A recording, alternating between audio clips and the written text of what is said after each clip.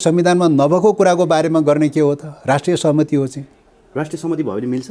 होइन, राष्ट्रिय सहमति त संविधानै चेन्ज भइरहेछ त। मैले भने नि के गणतन्त्रको घोषणा गर्ने चाहिँ तपाईँको चाहिँ संविधान व्यवस्था थियो र? थिएन नि त। संशोधन मात्रै होइन, संविधानै सोलो डोलो चेन्ज भइरहेछ। राष्ट्रिय सहमति भयो भने संविधानमा नभएको कुराको बारेमा 1 वर्षमा डेडलक गराउन चाहिँ हुने चाहिँ डेडलक भयो। डेडलक फुकाउनका लागि चाहिँ तपाईँको चाहिँ के गरौँ त भन्दा राष्ट्रिय सहमति खोजौँ भन्दाखेरि नहुने भने पनि कहीँ हुन्छ। यो प्रब्लम भनेको संविधानको दायराभित्रको प्रब्लम भन्दा संविधानको दायराभन्दा बाहिरबाट प्रब्लम क्रिएट भयो। संविधानको दायराभन्दा बाहिर गएको फोर्सलाई ल्याउने संविधानको दायराभित्र ल्याउने तरिका के हो त? पूर्वाग्रही हुनुभयो सभामुख भनिरहेका छन्। यो त उहाँहरूको आग्रह पूर्वाग्रहको कुरा न हो। आग्रह पूर्वाग्रह पछाडि दौडेर साध्य चल्छ यो दुनियाँमा? संविधानमा के व्यवस्था छ, कानुनमा के व्यवस्था छ भन्ने कुरालाई पक्रिने हो कि आग्रह पूर्वाग्रहको पछाडि दौडिने हो? एमसीसी अड्काउने पहिले महरा हो भनेर महरामाथि अट्याक गरे, अहिले पछाडि अग्निजीले अड्कायो भनेर चाहिँ अग्निजीमाथि अट्याक गरिरहेको चाहिँ छ। यो राष्ट्रिय के अरे सार्वभौम अखण्डतामाथिको हस्तक्षेप भएको छ। राष्ट्रिय स्वाधीनतालाई खण्डित गर्छ। आर्थिक सहायताको नाममा सैन्य रणनीति घुसेको छ, सैन्य योजना घुसेको छ। त्यस कारणले यो सदनबाट आइरहेको छ। आर्थिक योजना हो भने सबै आर्थिक योजना चाहिँ तपाईँको सरकारले एग्रिमेन्ट गरेर कार्यान्वयन गर्न हुने हैन। यो चाहिँ नहुने कारण किन? तपाईँको यो सैन्य रणनीतिसँग जोडिएको छ। त्यस कारणले सदनबाट अनुमोदन गराउन खोजिएको छ। सरकारलाई निष्क्रिय गराउन खोजेको छ, संसदलाई निष्क्रिय गराउन खोजेको छ, तपाईँको संविधानलाई निष्क्रिय गराउन खोजेको छ, प्रचलित कानुनलाई निष्क्रिय गराउन खोजेको छ, सार्वभौम अधिकार खण्डित गर्न खोजेको छ। किन सैन्य अभ्यास गर्नलाई त सार्वभौम अधिकार चाहियो नि उसलाई। त सार्वभौम अधिकार खण्डित गरेर चाहिँ प्रयोग गर्नु पर्यो नि चाहिँ। सार्वभौम अधिकार नेपालीको हातमा रहँदासम्म त, नेपाल सरकारको हातमा रहँदासम्म त चाहिँ कुनै पनि सैन्य मुक्त गर्न पाउँदैन त, सैन्य गतिविधि गर्न पाउँदैन चाहिँ। त्यस कारणले गर्दाखेरि सार्वभौम अधिकार खण्डित गर्नका लागि चाहिँ सदनबाट अनुमोदन गराउन खोजिरहनु भएको छ चाहिँ। अमेरिकासँग पहिले विगत कालमा गरेको युएस एडको चाहिँ एग्रिमेन्टको मोडल छ, त्यो मोडलमा जान किन तयारी भएन? ब्रिटेनसँग डिएफआइडीको चाहिँ मोडलमा चाहिँ गइरहेको चाहिँ छ, एग्रिमेन्ट लागू भइरहेको छ, त्यो मोडलमा जान किन तयारी भएन? आर्थिक योजनाको आवरणमा चाहिँ तपाईँको सैन्य योजना लिएर आएर सदनबाट अनुमोदन गर्नुपर्छ भनेर ल्याएको कारणले गर्दाखेरि नै यो अड्केको हो, यो विवाद पैदा भएको हो। आर्थिक योजनामा परिणत गर्ने हो भने चाहिँ पास गर्न तयारी छ, आर्थिक योजनामा चाहिँ परिणत नगर्ने हो भने यो पास गर्न सम्भव छैन। कुन शर्त भनेर त किटान गरेको छैन नि सर। शर्तहरू त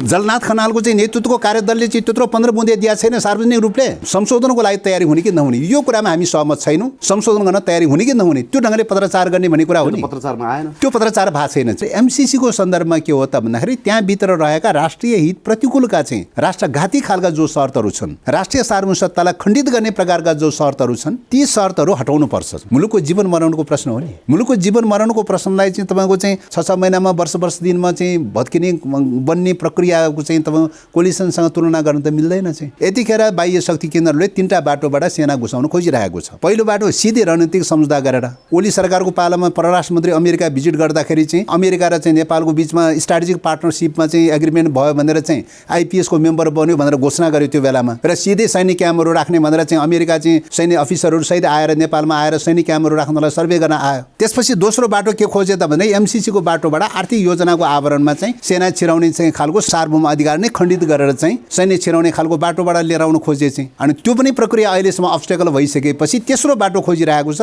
त्यो भनेको के त भन्दाखेरि चाहिँ तपाईँको चाहिँ संविधान डेडलक गराइदिने, संसद डेडलक गराइदिने, अदालत डेडलक गराइदिने, राज्यका अङ्गहरू सबै डेडलक गराइदिने। डेडलक गराउँदै गइसकेपछि संविधान विफल हुन्छ हैन। संविधान विफल भइसकेपछि के हुन्छ त? सङ्कटकाल आकर्षित हुन्छ। सङ्कटकाल आकर्षित भइसकेपछि सङ्कटकाल व्यवस्थापनको नाममा चाहिँ तपाईँ बाह्य सेना चाहिँ आउने खालको बाटो त खुला छँदैछ चाहिँ।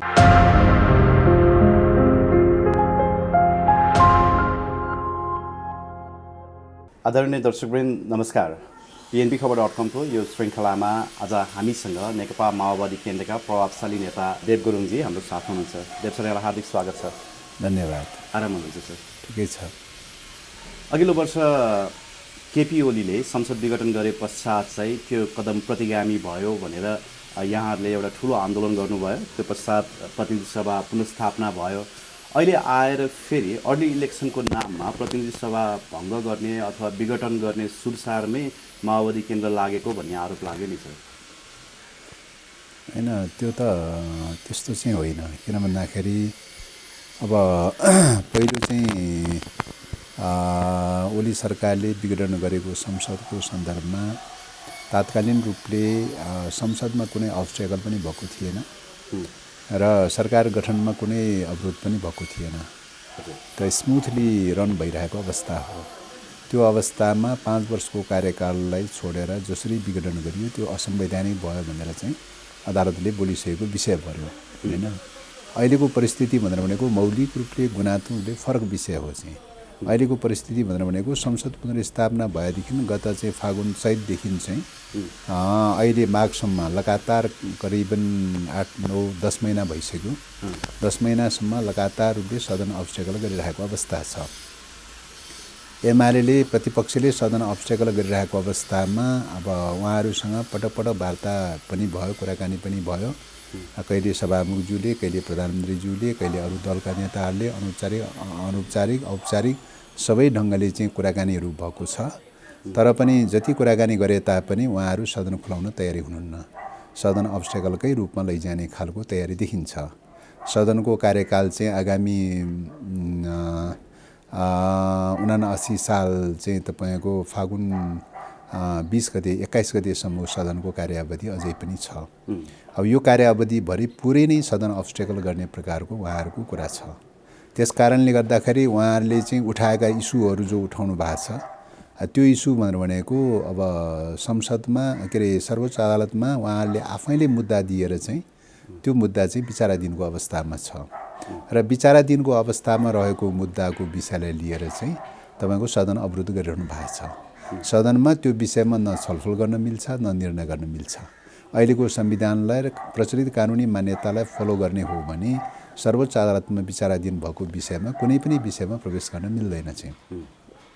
प्रवेश गर्न र छलफल गर्नै नमिल्ने ठाउँमा गएर जसरी डेडलक गराउनु भएको छ, त्यसले गर्दाखेरि उहाँहरूले चाहिँ सदन अब्स्ट्याकल भनेर भनेको सिस्टमलाई नै अब्स्ट्याकल गराउन खोज्नु भएको छ, सिस्टमलाई नै भायोलेसन गर्न खोज्नु भएको छ हैन। अब यसले प्रकारान्त रूपले राज्यका अङ्गहरू व्यवस्थापिका टोटल डिफङ्क बनाउँदै लैरहेको अवस्था छ। यसको प्रभाव सिधै संवैधानिक अङ्गहरूमा पर्छ, अरू राज्यका अङ्गहरूमा पर्छ, अदालतमा परिरहेकै छ। त्यसले गर्दाखेरि राज्यका सबै अङ्गहरू ठप हुँदै गइरहेको अवस्था छ। त यसले संविधानै विफल तुल्याउने, संविधान विफल तुल्याएपछि के हुन्छ भन्दाखेरि सङ्कटकाल आकर्षित हुन्छ। सङ्कटकाल आकर्षित भइसकेपछि तपाईँको चाहिँ बाह्य शक्ति केन्द्रहरूले सङ्कटकालको व्यवस्थापनको नाममा बाह्य शक्ति केन्द्रहरू खेल्ने मौका पाउँछ, प्रवेश गर्ने मौका पाउँछ। त्यस कारणले गर्दाखेरि यो स्थिति पैदा भए हुनाले यो चाहिँ संविधानले परिकल्पना नगरेको बाहिरको बाटो परिस्थिति पैदा भयो। अब संविधानको परिधिभन्दा बाहिरको जो परिस्थिति पैदा भएको छ, त्यस्तो परिस्थिति पैदा हुँदाखेरिको समस्याको सम्बोधन कसरी गर्ने त? संविधानले 10 महिनासम्म 2 वर्षसम्म चाहिँ तपाईँको चाहिँ सदन अब्स्ट्याकल हुन्छ भन्ने परिकल्पना गरेका छैन। त्यो नगरेको अवस्थामा चाहिँ संविधानले परिकल्पना गरेको बाहिरको परिस्थिति क्रिएट भएको अवस्थामा के गर्ने हो त भन्दाखेरि राजनीतिक दलहरूको बिचमा सहमति जुटाउने हो। सहमति जुट्यो भने तपाईँ संविधानै पनि चेन्ज भइरहेको छ, हिस्ट्री हेर्ने हो भने त संविधान पनि चेन्ज भइरहेको छ। त्यसकारणले राष्ट्रिय राजनीतिक सहमति जुट्यो भने चाहिँ संविधान त चेन्ज हुन्छ भनेपछि चाहिँ निर्वाचन बारेमा निर्णय नै हुन नसक्ने भन्ने त हुँदैन चाहिँ। त्यसकारणले गर्दाखेरि त्यो हुन सक्छ कि भनेर चाहिँ त्यो क्वेसन चाहिँ त्यो छलफलको लागि, सहमतिको लागि भनेर त्यो क्वेसन एक प्रकारले उठान गरेको अवस्था हो हैन। अब त्यसमा पनि उहाँहरू सहमत हुनुहुन्न चाहिँ। त्यसले गर्दाखेरि चाहिँ अब राष्ट्रिय सहमति चाहिँ अब हुन सकिरहेको छैन। कुनै पनि इस्युमा अहिलेसम्म सरकारले अगाडि सारेका विभिन्न मुद्दाहरू, विभिन्न इस्युहरूको सन्दर्भमा धेरै इस्युहरू अगाडि सार्यो सहमतिको लागि, कुनैमा पनि सहमति जुट्न सकेका छैन। अहिले यो विकल्प चाहिँ यो सहमतिको लागि यो हुन सक्छ कि भनेर विकल्प सारेको छ, त्यसमा पनि सहमति छैन। त्यसले गर्दाखेरि चाहिँ उहाँहरू सहमति पनि गर्न नचाहने, संविधान अनुसार पनि जान नचाहने, संविधानलाई पनि तपाईँको चाहिँ अब्स्ट्याकल क्रिएट गर्न चाहने। त यसले के देखाउँछ त भन्दाखेरि संविधानै उल्टाउने र प्रकारान्त रूपले राष्ट्रिय अस्मितालाई, डेमोक्रेसीलाई नै धरापमा पारेर चाहिँ राष्ट्रिय अस्मितालाई नै समाप्त गर्ने प्रकारको देखिन्छ। त्यसो भएको हुनाले यो चाहिँ गम्भीर चिन्ताको विषय भएको अवस्था हो। यही विषयमा, यही चिन्ताको विषयमा यो डेडलक भएको अवस्थालाई कसरी खुलाउन सकिन्छ भन्ने क्रममा चाहिँ तपाईँको विभिन्न विकल्पहरूको सन्दर्भमा छलफलहरू गर्ने क्रममा उठेका तर्कहरू चाहिँ हुन्। त्यसो भएको हुनाले चाहिँ अब दलहरूको बिचमा सहमति भयो, राष्ट्रिय सहमति जुट्यो, प्रक्रिया अगाडि बढ्छ। राष्ट्रिय सहमति जुटेन, डेडलक भइरहन्छ। त्यसकारणले गर्दाखेरि त्यो त आखिरमा राष्ट्रिय सहमतिको सम्भावना हुन्छ कि हुँदैन भनेर प्रयास गरेका कुराहरू भए। अहिलेसम्म यसमा अझै पनि राष्ट्रिय सहमति जुट्ने अवस्था देखिरहेको छैन। त्यसो भएको हुनाले चाहिँ अझै पनि सदनको अब्स्ट्याकल चाहिँ कन्टिन्यू भइरहने जस्तो स्थिति देखिन्छ। त्यही सन्दर्भमा सदनको अब्स्ट्याकल खुलाउने सन्दर्भमा उठेका विभिन्न विकल्पका अप्सनहरू मध्येमा यो पनि एउटा अप्सनको रूपमा उठेको कुरा हो। तर ओलीको कदमलाई त यहाँहरूले नै जस्टिफाई गर्ने प्रयास गरिदिनु भयो नि। अब यो जस्टिफाई हुने भन्ने कुरा चाहिँ यो हुँदैन चाहिँ, यो मिल्दैन चाहिँ। किन त भन्दाखेरि सदन एक दिन पनि अब्स्टेकल नभएको, सरकार गठनमा एक दिन पनि अब्स्टेकल नभएको अवस्था र 1 वर्षसम्म सदन अब्स्टेकल भएको अवस्था एउटै हो हैन, एउटै हो। यो चाहिँ 10 महिनादेखि सदन अब्स्टेकल भएको परिस्थिति र त्यो बेलामा एक दिन पनि सदन अब्स्टेकल नभएको, सरकार गठनमा कुनै पनि प्रकारको अब्स्टेकल पैदा नभएको परिस्थिति एउटै हो। परिस्थितिलाई हेर्नु पर्दैन हैन। त्यसकारणले परिस्थितिलाई नहेरिकन निरपेक्ष ढङ्गले हेर्ने कुरा त बेठिक हुन्छ। त्यो त परिस्थिति सापेक्ष रूपले नै हेर्ने कुरा हो।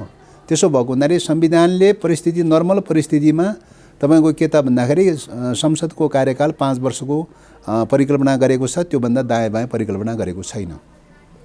अब यी वर्ष दिनसम्म सदन अब्स्टेकल हुन्छ भन्ने कुरा संविधानले परिकल्पना गर्ने कुरो त भएन हैन। संविधानले परिकल्पना नगरेका विषयहरूको परिस्थिति क्रिएट हुँदाखेरिको अवस्थामा के गर्ने हो त भन्दाखेरि राष्ट्रिय सहमति खोज्ने हो। जस्तो विगत कालमा 10 वर्षको जनयुद्ध चल्यो, संविधान मानेको थिएन, राज्यको प्रणालीहरू मानेको थिएन, टोटल विद्रोह गरिरहेको अवस्था थियो। त्यसकारणले गर्दाखेरि दलहरूको बिचमा 12 मुद्दे समुदाय भयो। त संविधानले 12 मुद्दे समुदाय गर्नुपर्छ भनेर भनेको त थिएन त। संयुक्त जनआन्दोलन उठ्यो, वृहत शान्ति सम्झौता भयो, संविधानले वृहत शान्ति सम्झौताको परिकल्पना गरेको त थिएन हैन। वृहत शान्ति सम्झौताले चाहिँ एउटा सम्झौता भयो, तपाईको चाहिँ संघीय लोकतान्त्रिक गणतन्त्रको संविधान निर्माण गर्ने दिशातर्फ, अन्तरिम संविधान निर्माण गर्ने दिशातर्फ अगाडि बढ्यो। संसदको पुनर्स्थापना गर्यो, संविधानले संसदको पुनर्स्थापनाको परिकल्पना गरेका थिएन। गणतन्त्र घोषणा भयो, त्यो बेलाको संविधानले गणतन्त्रको परिकल्पना त गरेको थिएन चाहिँ। त्यसकारणले गर्दाखेरि यो त तपाईको संविधानले परिकल्पना गरेको परिस्थितिभन्दा बाहिरको परिस्थिति पैदा भयो भने राजनीतिक दलहरूको बिचमा संवाद र सहमतिको बाटो खोज्ने कुरा हो। त्यो सहमति र संवादको बाटोबाट चाहिँ कुनै निकास भएछ, ठिकै छ, प्रक्रिया अगाडि बढ्ने कुरा भयो, अन्यथा डेडलक भइरहन्छ। अब अहिलेको परिस्थिति हेर्दाखेरि विभिन्न अप्सनहरूको चाहिँ फ्लोट जो भइरहेको चाहिँ छ, ती कुनै पनि अप्सनमा अहिलेसम्म सहमति नभएको हुनाले चाहिँ सदनको अब्स्टेकल चाहिँ कन्टिन्यू हुने नै देखिन्छ अहिलेसम्मको परिस्थिति हेर्दाखेरि। सदनको अब्स्टेकलबाट संविधान विस्थापन गर्ने प्रयास भयो भनिरहँदा तपाईहरूले संविधानमै परिकल्पना नगरिएको अर्ली इलेक्सनको कुरा ल्याउँदाखेरि त कतिपय संविधानविदहरूले यो मिल्दैन, यो झन् संविधानभन्दा बाहिरको कुरा भयो भनिरहेका छन् नि त। त्यो त नर्मली रूपले त संविधान अनुसार त मिल्दैन। त्यसकारणले संविधानमा नभएको कुराको बारेमा गर्ने के हो त? राष्ट्रिय सहमति हो चाहिँ। राष्ट्रिय सहमति भयो भने मिल्छ होइन? राष्ट्रिय सहमति त संविधानै चेन्ज भइरहेछ त। मैले भने नि के गणतन्त्रको घोषणा गर्ने चाहिँ तपाईँको चाहिँ संविधान व्यवस्था थियो र थिएन नि त। राष्ट्रिय सहमति भयो, गणतन्त्र घोषणा भयो। संविधान अन्तरिम संविधान चेन्ज गर्ने, पुरानो संविधान अनुसार चाहिँ अन्तरिम संविधान चेन्ज गर्ने चाहिँ व्यवस्था थियो त थिएन चाहिँ। अन्तरिम संविधान जारी भयो 63 सालमा चाहिँ हैन। संसद पुनर्स्थापना गर्ने चाहिँ परिकल्पना गरेको थियो, त्यो बेलाको संविधानले थिएन चाहिँ। संसद पुनर्स्थापना भयो, धर्मनिरपेक्ष राज्यको घोषणा भयो चाहिँ। सबै कुरा टोटली राष्ट्रिय राजनीतिक सहमतिको आधारमा भएको कुरा थियो त चाहिँ। संविधानले परिकल्पना गरेर भएको विषय थियो र? त्यो त थिएन चाहिँ। त्यसकारणले संविधानमा नभएको कुराको बारेमा गर्नुपर्ने स्थिति पैदा भयो भने के गर्ने हो त भने राष्ट्रिय सहमति जुटाउने हो। राष्ट्रिय सहमति जुट्यो, संविधान पनि चेन्ज हुन्छ हैन। संशोधन मात्रै होइन, संविधानै सोलो डोलो चेन्ज भइरहेछ राष्ट्रिय सहमति भयो भने हैन। त्यसो भएको हुनाले राष्ट्रिय सहमति भयो भने राजनीतिक तहमा, उच्च स्तरमा राजनीतिक तहमा राष्ट्रिय सहमति भयो भने असम्भव भन्ने कुरा केही पनि छैन। त्यसकारणले गर्दाखेरि यो त अब नर्मल कन्डिसनको संविधानभित्रको दायराभित्र खोज्ने विषय परेन। किन 1 वर्षसम्म डेडलक भनेर भनेको त संविधानले डेडलक गर्ने भनेर भनेको त थिएन त। किन डेडलक भयो त? 10 महिनासम्म किन डेडलक भयो त हैन? अझै अर्को 1 वर्ष जो कार्यकाल बाँकी छ, त्यो 1 वर्ष कार्यकाल पनि फेरि डेडलक गराउने तयारीमा हुनुहुन्छ। संविधानले डेडलक गराउने भनेर भन्छ, कहीँ भनेको छ? कहीँ देख्नु भएको छ संविधानमा डेडलक गराउने कुरा? अनि संविधानमा नभएको कुराको बारेमा, संविधानमा नभएको कुराको बारेमा 1 वर्षमा डेडलक गराउनु चाहिँ हुने चाहिँ हैन। डेडलक भयो, डेडलक फुकाउनका लागि चाहिँ तपाईँको चाहिँ के गरौँ त भन्दा राष्ट्रिय सहमति खोजौँ भन्दाखेरि नहुने भन्ने पनि कहीँ हुन्छ हैन। त्यसकारणले गर्दाखेरि चाहिँ यो चाहिँ त तपाईँको दलहरूको बिचमा संवाद र सहमति खोज्ने प्रयास त गरिरहनुपर्छ। कहाँनिर सहमति हुन्छ, कहाँनिर सम्झौता हुन्छ हैन, कति कुरा सहमति गर्न सकिन्छ सकिँदैन भन्ने कुरा त प्रयास त गरिरहनु पर्ने कुरा हो। त्यसो भएको हुनाले संविधानमा नभएका समस्याहरू पैदा भयो भने चाहिँ तपाईँ राष्ट्रिय सहमति खोज्ने कुरा नै हो। 10 महिनासम्म संविधानमा डेडलक गराउने व्यवस्था त संविधानमा छैन त अनि त्यो संविधानमा नभएको कुराको समस्या सम्बोधन गर्नलाई त के गर्ने त? दलहरूको बिचमा संवादको सहमतिको राष्ट्रिय सहमतिको बाटो खोज्नु परेन?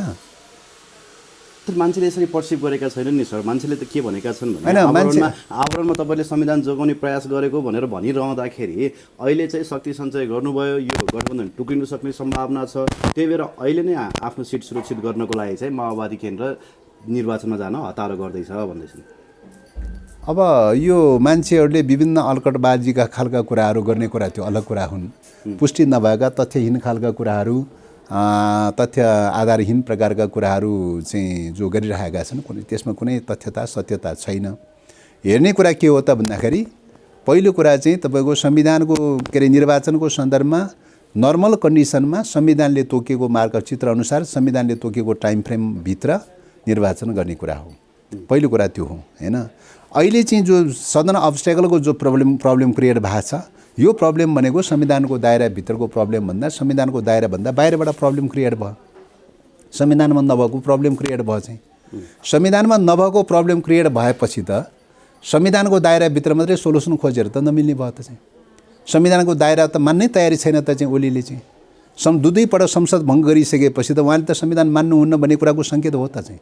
संवैधानिक अङ्गहरू चाहिँ तपाईँको संवैधानिक मूल्य मान्यताभन्दा विपरीत ढङ्गले संवैधानिक अङ्गहरू नियुक्ति गर्नुभएको छ।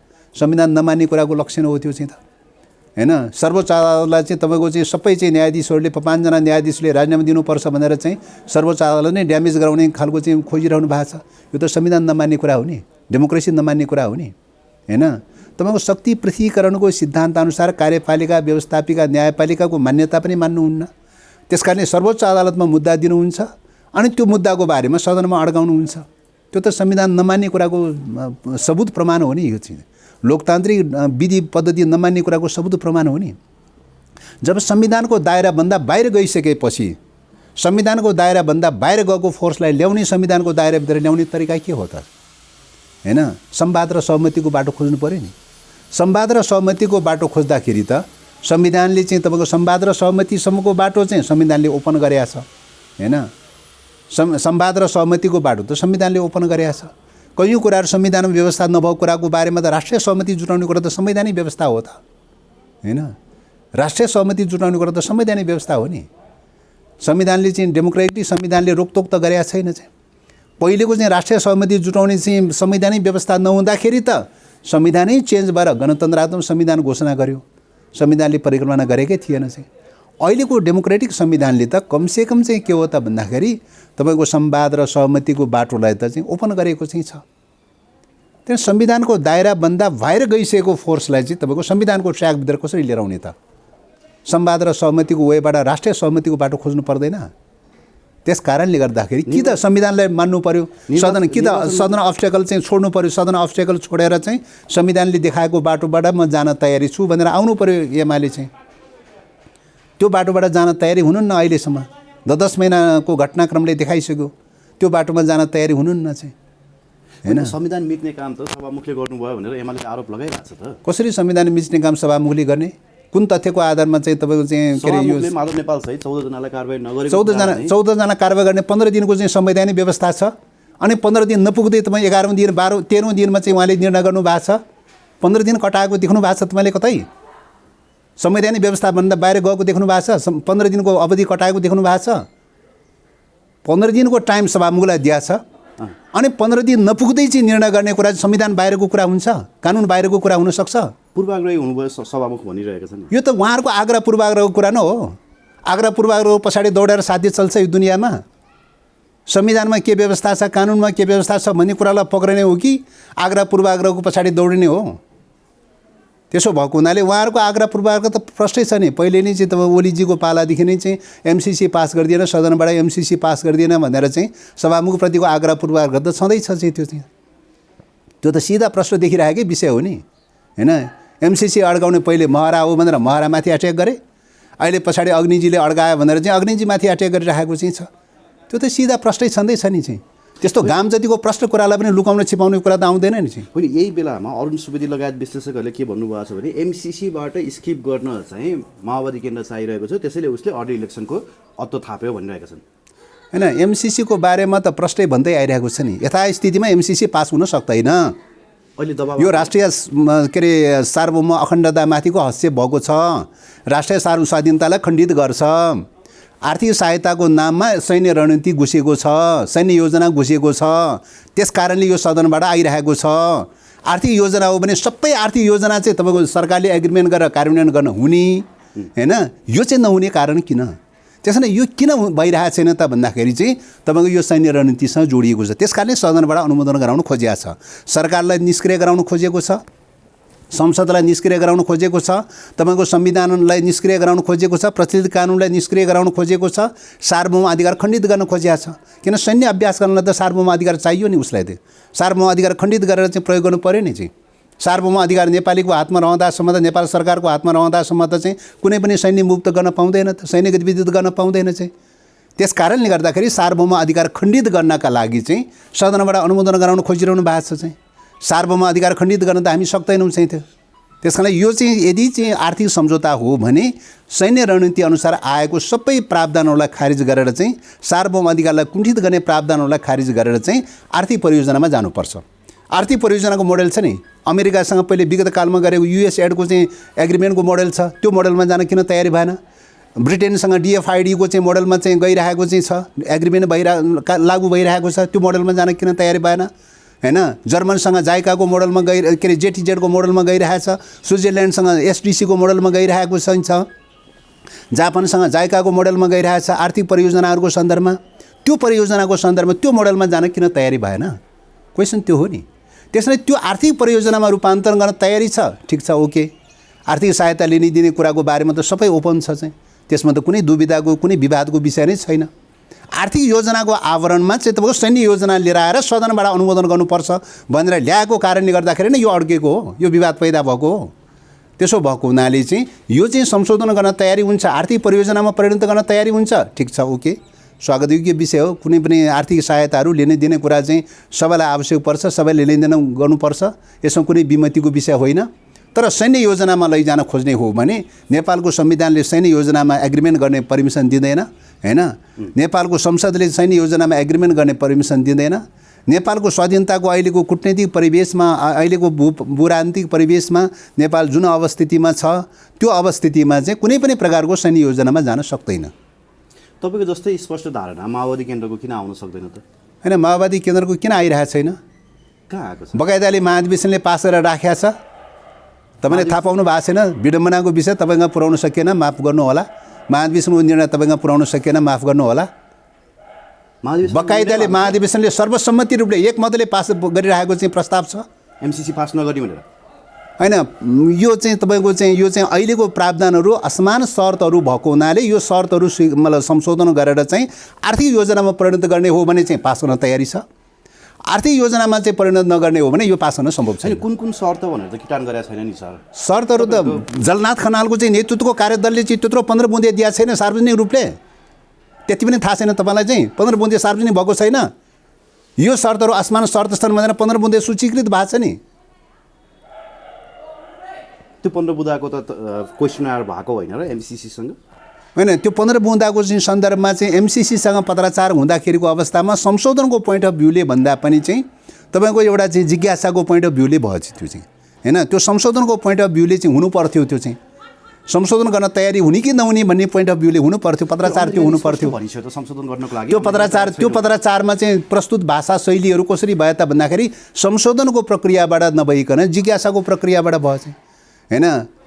जिज्ञासाको प्रक्रियाबाट भयो। त्यस कारणले गर्दाखेरि त्यो प्रश्नको रूपमा जिज्ञासाको रूपमा गर्ने भन्ने कुरा त अब हामीहरू बिचमा छलफल हुने क्रममा जिज्ञासा राख्ने कुरा त्यो एउटा पाटो भयो।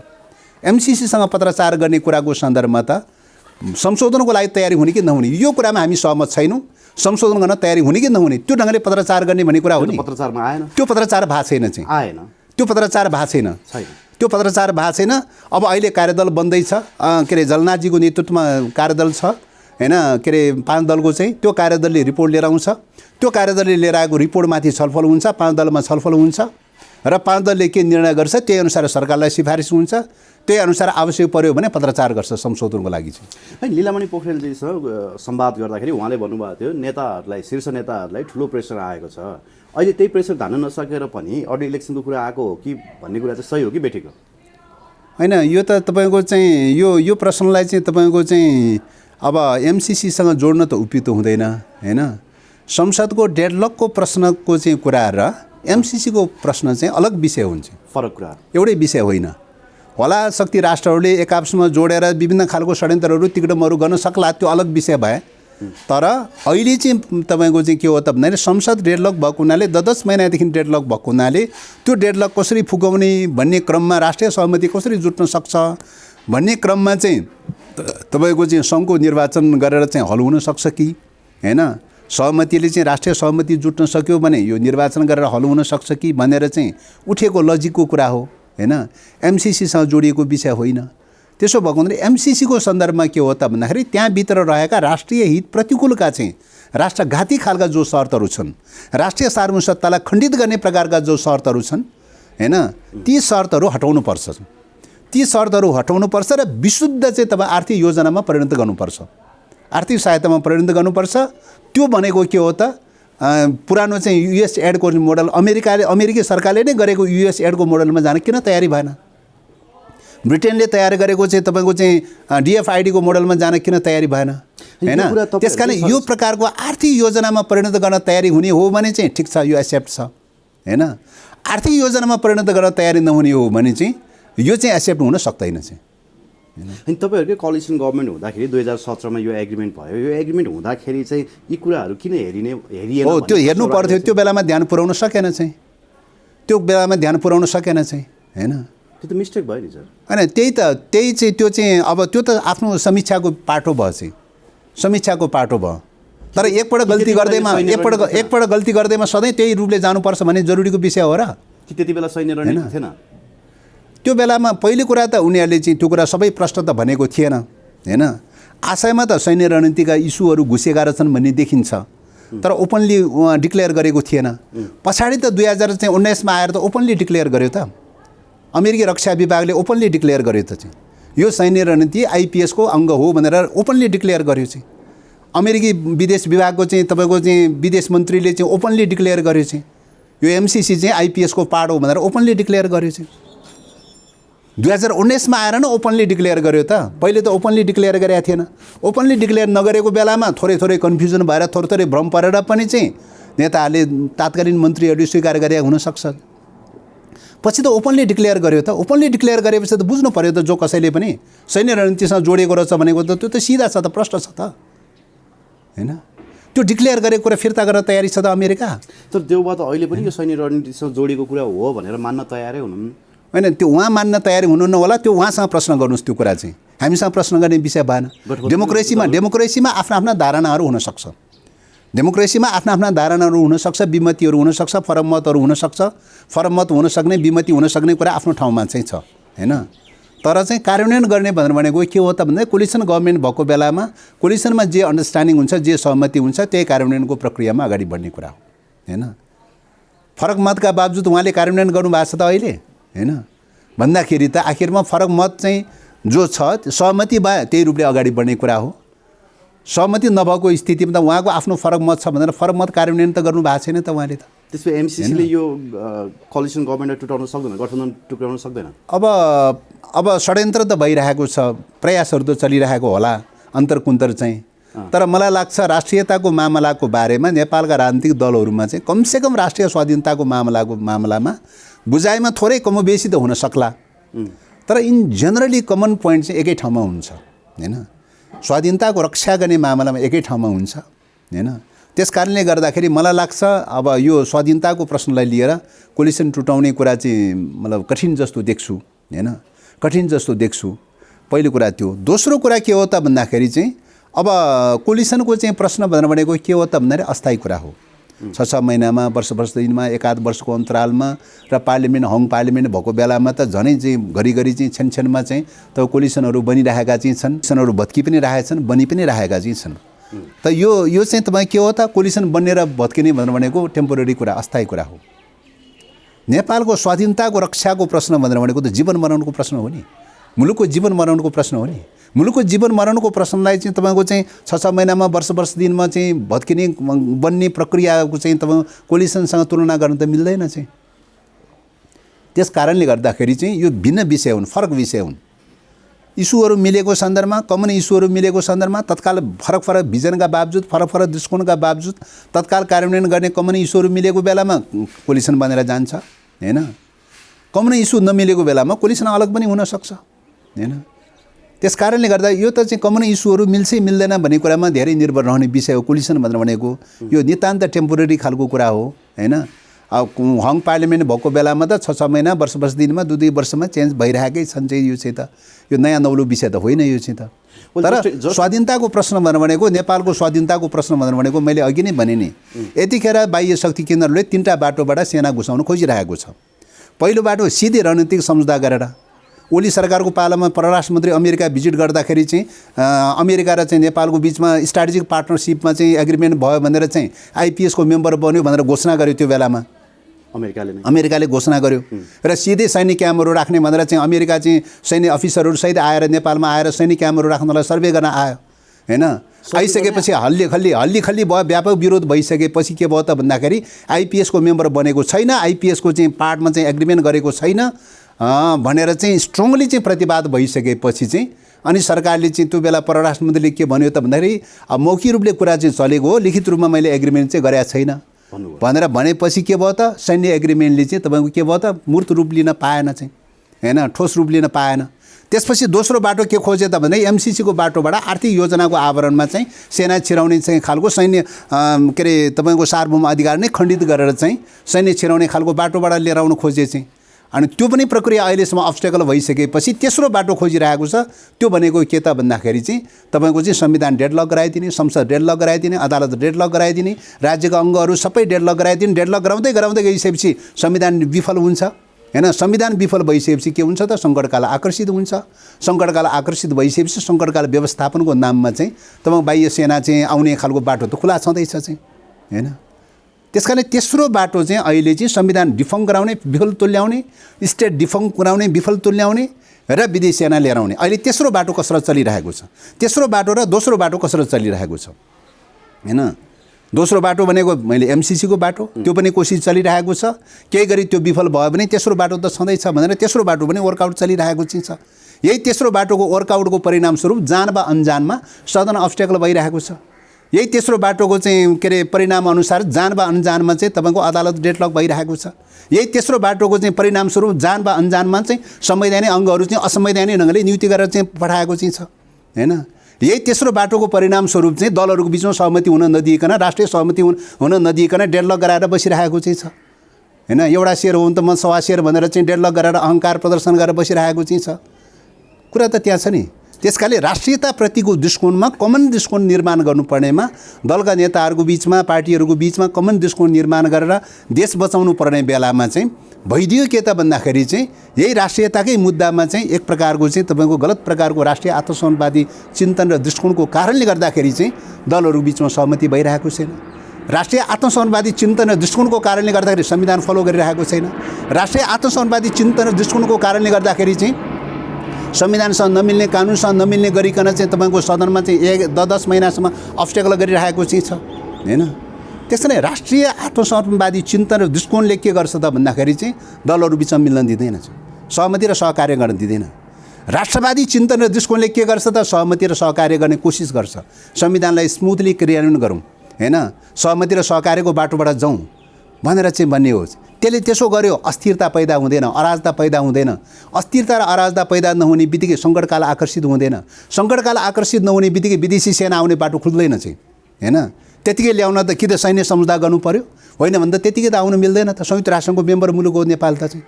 अनि इलेक्सनले शक्ति राष्ट्रको यो इन्ट्रेस्टलाई न्युट्रलाइज गर्न सक्छ त? अब इलेक्सनले अब यो के अरे संसदको इलेक्सनले संसदको डेडलक चाहिँ खुलाउन सक्छ सक्दैन भन्ने कुरा हो।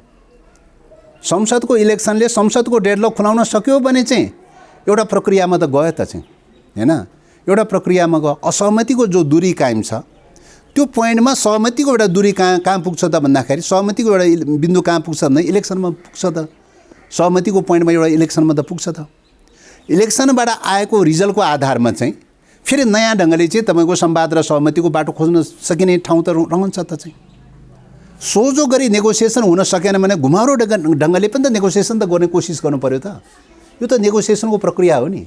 त्यसो भएको हुनाले संसदको इलेक्सनबाट चाहिँ नेगोसिएसनको प्रक्रियाको बाटो खुल्न सक्छ। अरू इलेक्सनबाट त खुल्दैन चाहिँ। लोकल इलेक्सन गरेर त के अरे यो डेडलक त खुल्दैन चाहिँ। प्रदेशको इलेक्सन गरेर त डेडलक त खुल्दैन चाहिँ, हैन। तर संसदको इलेक्सनले संसदमा 10 महिनादेखि डेडलक भएको हुनाले चाहिँ संसदको इलेक्सनले के गर्न सक्छ त भन्दाखेरि यो डेडलक फुकेर चाहिँ संवाद र सहमतिको बाटो खुल्न सक्छ। ओली अवेर छैनन् त त्यसो भए यो कुराको? ओलीको इन्ट्रेस्ट चाहिँ विदेशी शक्ति होइन, विदेशी सेना भित्राउने हो। अब उहाँ अब सोझो ढङ्गले कति हो के हो त्यो त थाहा छैन। जानी सचेततापूर्वक त कति हो होइन थाहा छैन। तर उहाँमा रहेको अहङ्कारवादी चिन्तन, उहाँमा रहेको जङ्गबहादुर शैलीको चिन्तन, उहाँमा रहेको नोकरसारी निरङ्कुश प्रकारको चिन्तनलाई चाहिँ बाह्य शक्ति केन्द्रहरूले जान वा अन्जानमा क्यास गरिरहेको चाहिँ छ, हैन। क्यास गरिरहेको छ र उहाँको व्यक्तिवाद र महत्त्वाकाङ्क्षीलाई राम्रोसँग प्रयोग गरिरहेको छ।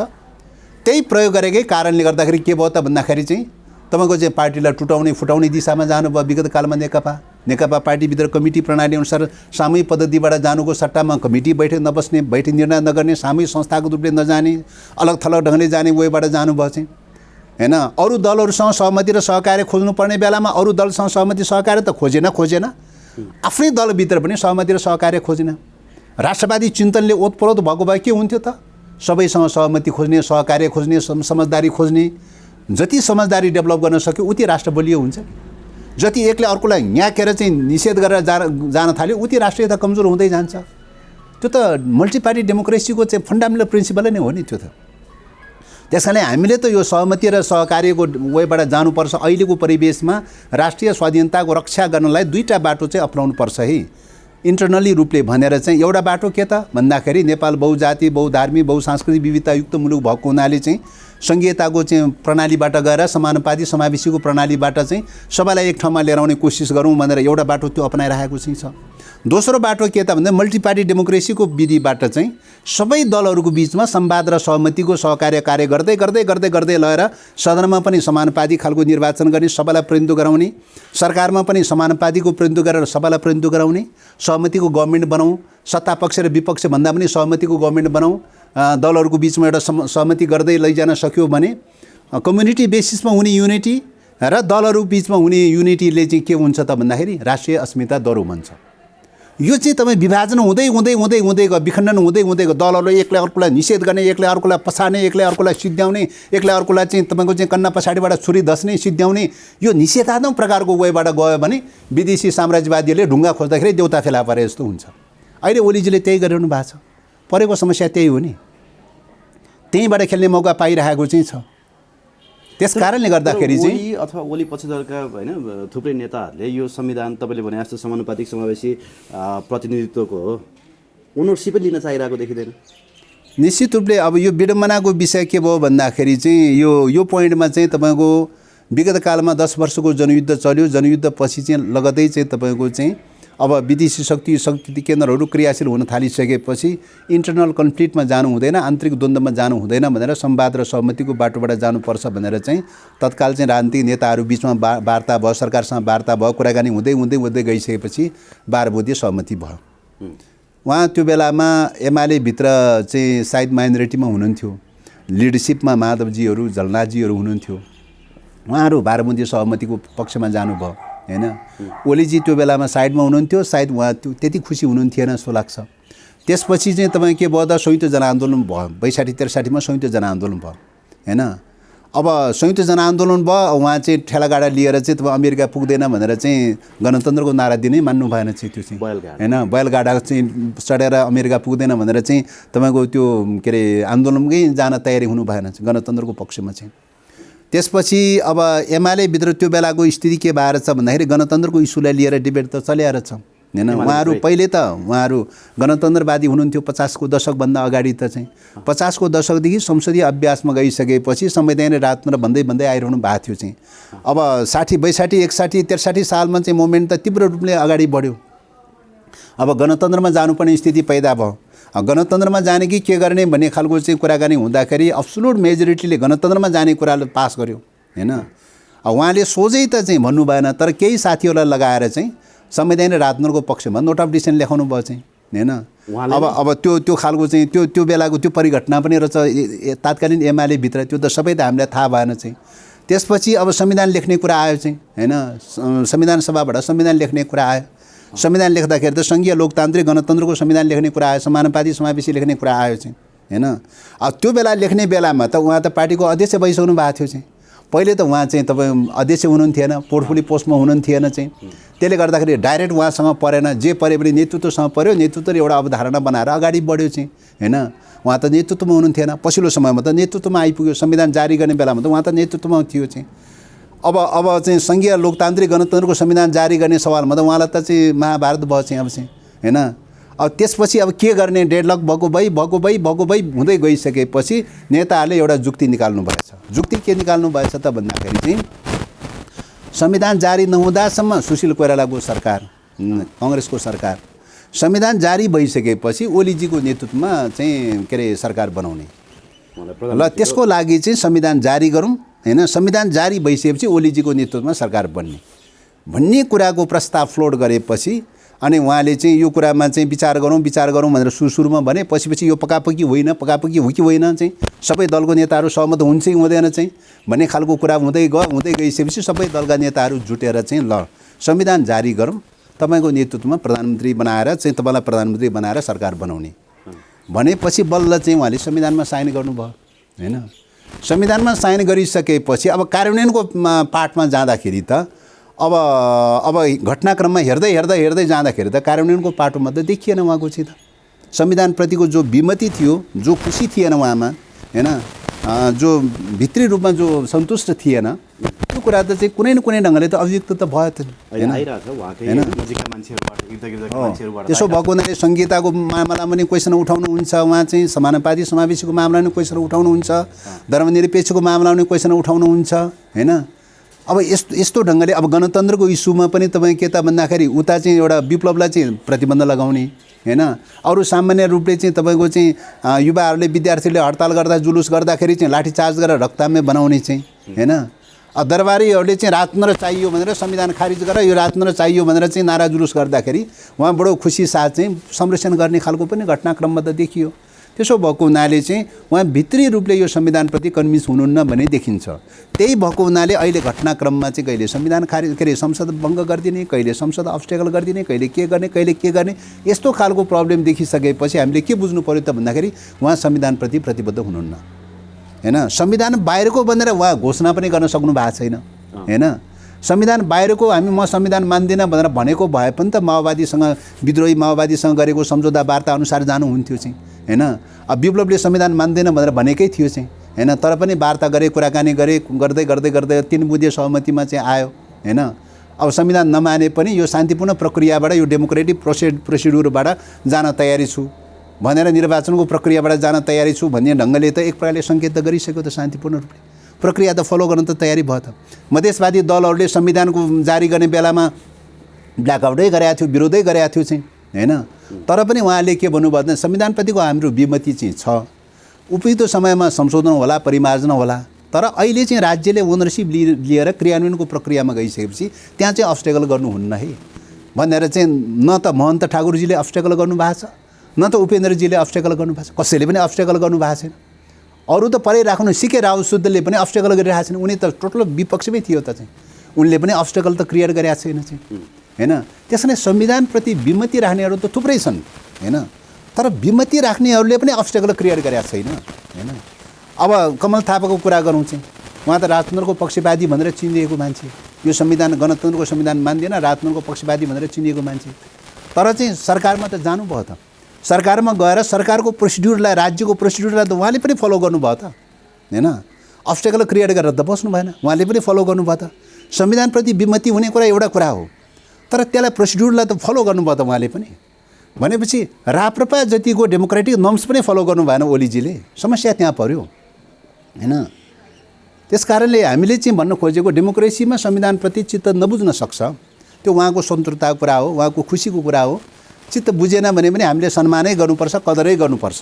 डेमोक्रेसीमा विमति हुने कुरालाई हामीले अन्यथा मान्नु हुँदैन। मान्छे त के तर चाहिँ तर ओलीजी अहिले वामपन्थी भन्दा धेरै त रामपन्थी भए भन्दै हुनुहुन्छ भने उहाँले अस्ति त्यसको एक्सप्लेनेसन पनि दिनुभयो देशको बारेमा अथवा भनौँ आफ्नो इतिहासको बारेमा नजानिकन आफ्नो धर्म संस्कृतिको बारेमा नजानिकन वामपन्थी भयो भनेर गर्व गर्नु पनि हुँदैन भन्ने खालको आशयले उहाँले प्रकट पनि गर्नुभयो होइन। उहाँ अझै कम्युनिस्ट हो त?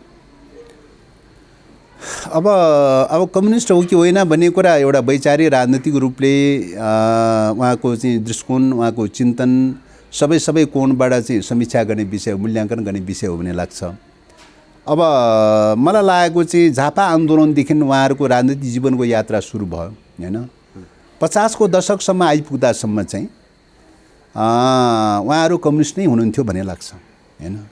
उहाँहरू कम्युनिस्ट नै हुनुहुन्थ्यो र 50 को दशकदेखि लिएर चाहिँ तपाईँको अब 60-70 को दशकसम्म आइपुग्दा पनि चाहिँ होइन थोरै अब कम्युनिस्टहरूमा के छ भन्दाखेरि अलिकति कसैलाई वामपन्थी कसैलाई दक्षिणपन्थी भनेर भन्छ। ओभरअल रूपमा कम्युनिस्ट भए पनि अलि दक्षिण झुकाव र अलि वाम झुकाव भनेर भनिन्छ। त्यस्तो खालको क्रममा चाहिँ उहाँहरू अलि संसदीय प्रणालीमा ज्यादा जानुभयो, अलि दक्षिण झुक्यो भन्ने खालको मूल्याङ्कन थियो होइन। त्यो मूल्याङ्कन थियो। तर अहिले पछिल्लो समयमा 70 को दशक 80 को दशकमा आइपुग्दा यो 2-4 वर्षको चाहिँ अन्तरालमा चाहिँ जो सबै पाटो जोड्दै ल्याउँदाखेरि हेर्दै चाहिँ उहाँका सोचहरू चिन्तनहरू हेर्दाखेरि हिन्दू धर्मप्रति हेर्ने दृष्टिकोण, धर्मनिरपेक्षताप्रति हेर्ने दृष्टिकोण का कोणहरू हेर्दाखेरि अब राम मन्दिर स्थापना गर्नका लागि चाहिँ के अरे उसमा चितवनमा राम मन्दिर स्थापना गर्नका लागि चाहिँ रथ यात्रा गरेको कुराहरूदेखि लिएर चाहिँ पशुपतिमा गएर चाहिँ तपाईँको 38 करोडको चाहिँ सुनको जलप लगाउने कुराहरूदेखि लिएर राज्यका कोष जसरी दुरुपयोग गरेर जसरी चाहिँ जुन एक्सन उहाँले देखाउनु भयो त्यसले उहाँको दृष्टिकोण के हो चाहिँ होइन। उहाँको भौतिकवादी दृष्टिकोण हो कि होइन चाहिँ होइन। उहाँको आध्यात्मवादी दृष्टिकोण नै हो कि भौतिकवादी दृष्टिकोण हो भन्ने प्रश्नमा भने क्वेसन उठाएको चाहिँ छ।